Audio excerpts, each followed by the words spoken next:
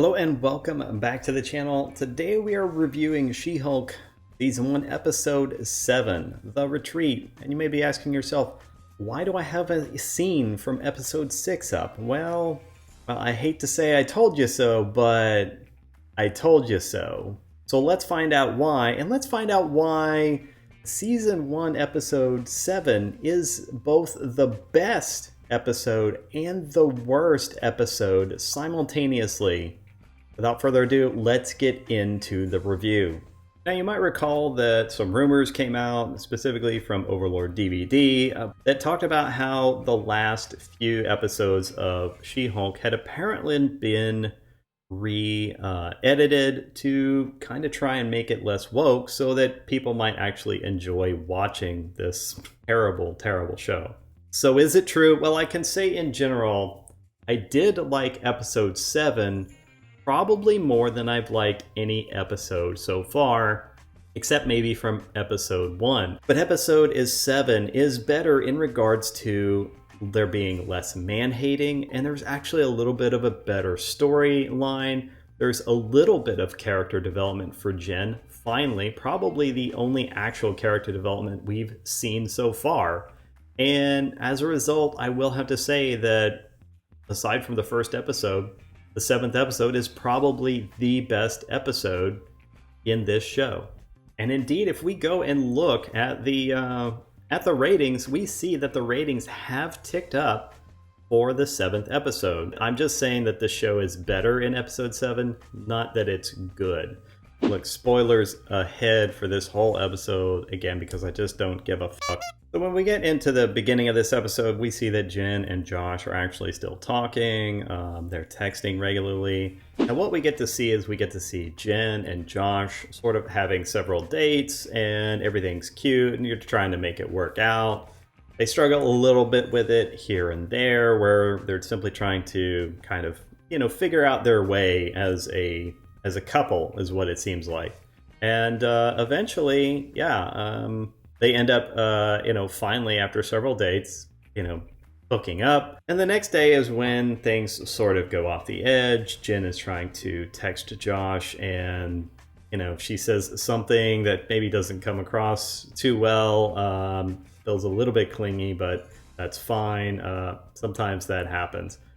In any case, then she starts freaking out and overthinking things. And from my standpoint, it's just kind of nice to see Jen actually acting the way I expect Jen to act, which is sort of like, the more vulnerable person, the person that, maybe overthinks things, gets a little freaked out, is a little more insecure. Jen! You didn't tell me you were nominated for Female Lawyer of the Year? Does this mean we get to go to a gala? Hello? Oh, are you going down a rabbit hole on that intelligentsia site? No, I'm waiting for a text from Josh.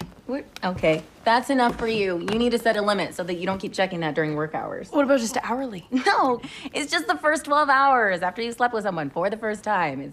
Now I fast forward to Sunday, and we're going to see, well, what unfolds that basically leads to the rest of the story.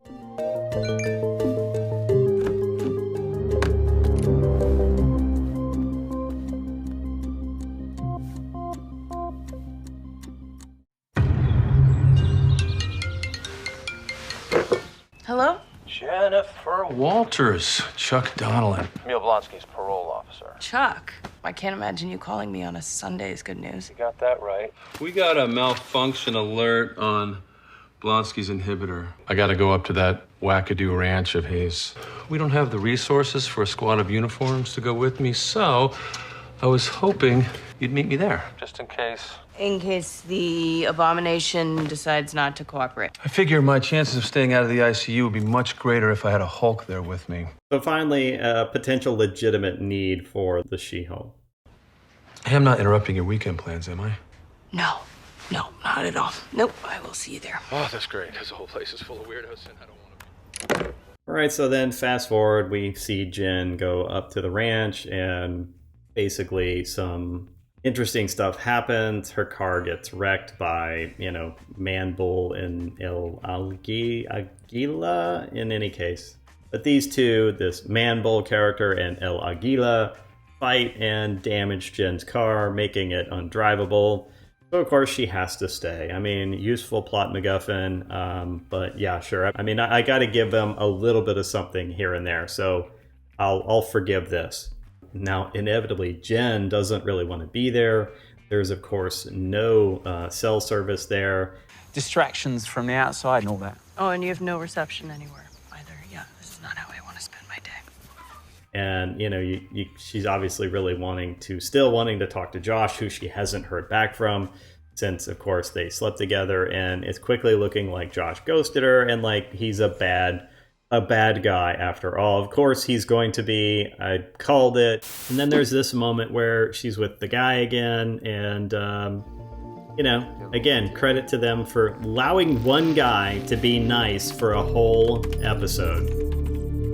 Now, don't get me wrong, they'll probably ruin that guy in the next episode or we'll never see him again. You know, we saw him again, they lead us down this path where he seems like a nice guy and everything seems good.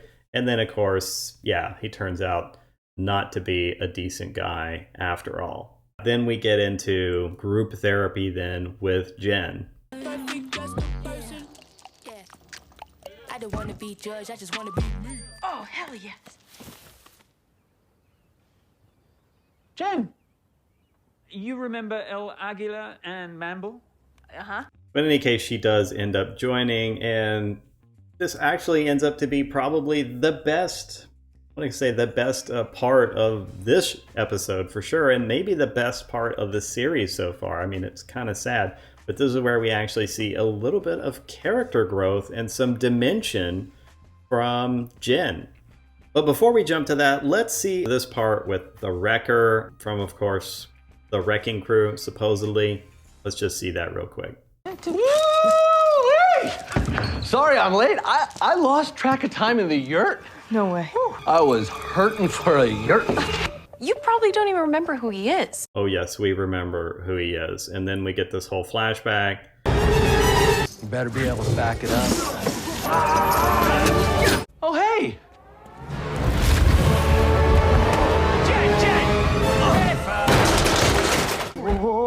This asshole and his friends attacked me behind my apartment. And now you've seen the entire action for this episode. That's it. This is all the action you get in episode 7, and this is sort of most of the action that we get in most episodes. It lasts just about as long in every episode. So let's just cut straight to then the scene where there seems to be at least some genuine, some genuine emotion from Jen. I thought this was actually a pretty good scene. Else has shared, so is there anything you want to get off your chest? Nope. Look at you. You are glued to that thing. I met a guy, Josh, at a wedding. We went on a few dates and I thought it was going great. And then I haven't heard from him. And now I can't stop thinking about it. Okay? When's the last time you talked to him? 3 nights ago when we... Made love? First off, ew. No, when we slept together for the first time. Bottom line, you said game on, and he didn't respond. I think that we have to start considering the very real possibility that you were ghosted. Pobrecita. Oh, Jen, I'm sorry. I didn't mean to talk so... No, I met him when I was Jen, and he liked Jen. He specifically didn't ask about She-Hulk. You know in high school, that friend that you have that's like, like cooler than you are, like more attractive and athletic, and they get all the attention from everyone? Like you think life would be so much easier if I were that person. And I can turn into that person anytime I want to. And everyone pays attention when I'm this. Like my colleagues, my boss, guys. It feels like cheating because would they like me if I didn't have all of this? Like if I was just Jen? Would the same guys who like She-Hulk stick around for Jen? Because some of them don't. And that sucks for Jen because Jen is great. So like I meet this guy who actually likes Jen, and that just felt good to know that, you know? And then he ghosts me, and it sucks. All right, screw this guy. Where does he live? Let's kill him. That's right, he's gotta die. Whoa. Okay, so first of all, this episode and this scene right here, I actually connect with She-Hulk and Jen. Probably for the first time, I actually can identify. I'm not being lectured to. She's talking about her experience and what she felt, how it made her feel when this guy seemingly actually liked her or liked Jen and not just She-Hulk, and then, of course, ghosted her after. You know, everybody can relate to this right here. It's a great little bit of dialogue. It's a great moment. It's a great little bit of storytelling. It's a great little bit of character development, or at least character expansion. This was a genuine moment, and when I actually liked this show, but it did also kind of piss me off, because it shows me that these writers, when they're not so busy trying to lecture, when they're not so busy trying to write a bunch of man-hating bullshit into the story, they can actually do some actual character development. So why the hell have they not been doing this all along? You know, maybe if the writers would treat this show a little less like it's their therapy and just try to write the show, then it would actually be better. People would actually be watching it. People would be enjoying it. Again, this is a moment that shows the potential this show had and how much it's been utterly fucking wasted. Yeah, instead what we've gotten is all the other shit that you've seen in this show up till now. So lastly, we're going to jump to the ruining of Josh.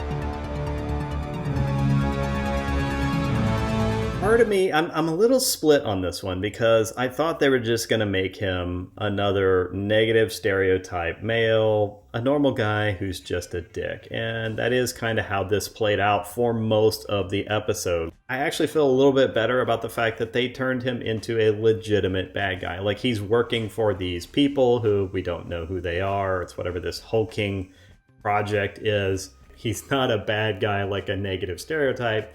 He's a bad guy, as in he's working with this nefarious group who's trying to get her blood. And it seems like, as we see here, he's gotten it. Again, a better episode overall, and I actually did like the scene in the middle where everyone was in therapy. I actually kind of grew to like Manbull and El Aguila and maybe Saracen and Porcupine. I mean, we actually have some characters here. We're finally starting to see some characters get more than just a cursory treatment. On the whole, the show's still not great. This is sort of like the maddening thing about this episode too. It shows us that this show definitely could have been better. The show definitely needs more action. It's been a little slow getting to this point, and I think they could have cut out a lot of the man-hating bullshit. And if they had just cut out all of those subplots and spent more time on developing this main plot line here around hulking, then we might actually care. This should have been more of the focus instead of, oh, let's waste another 5 minutes in this episode portraying all men in a negative light. You know, imagine if we could recoup all that time and apply it towards this storyline here. We really could have advanced this plot line much more quickly. And, you know, I'm kind of still interested to see where this plot line goes, but I don't know if it's going to go anywhere before the end of the season. And if I don't see something from this before the end of the season, I don't know that I really care about it. I'm probably not going to tune in next season to see how this turned out. I mean, that's probably what they're going to do. They're going to cliffhanger this. And honestly, I just don't know if anyone's going to care after this season to watch any more of this. I don't know, but let me know your thoughts in the comments below. What did you think of this episode? Seriously, I'd actually liked a portion of it. But it also made me dislike the show as a whole because it showed the potential of this show that was been mostly wasted on a bunch of, well, angry women spending most of their time writing man-hating episodes instead of, well, writing something like this plot line and developing this plot line more. In any case, like I said, let me know your thoughts in the comments below. In the meantime, if you want to continue to smash the narrative, then smash the like, share, and subscribe buttons.